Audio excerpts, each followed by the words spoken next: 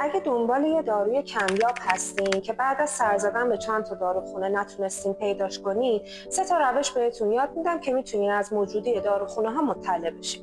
روش اول تماس با سامانه 190. 190 رو بگیرین، ابتدا داخلی 3 بعد داخلی 1.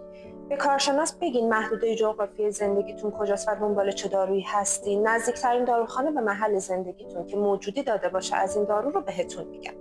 راه دوم دانلود اپلیکیشن تیتک.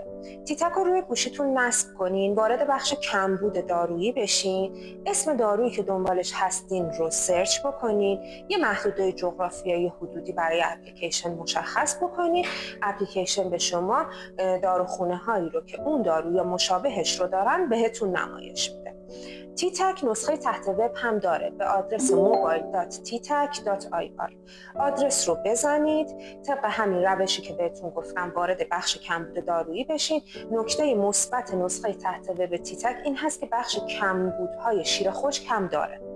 مجدد اسم داروی مورد جستجوی خودتون رو سرچ بکنید و موجودی ها رو میتونید مشاهده بکنید.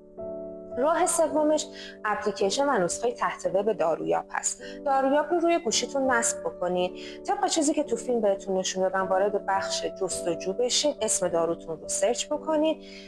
توی بخش از کدوم داروخانه تهیه بکنن میتونین لیست داروخانه ها رو ببینید. قسمت بالای صفحه استانهایی که موجودی دارن از این دارو رو بهتون نمایش میده. فقط دقت داشته باشین قبل از مراجعه حضوری به داروخانه به صورت تلفنی از موجودی دارو مطلع بشین. شماره تلفن داروخانه ها هم داخل اپلیکیشن ها هست.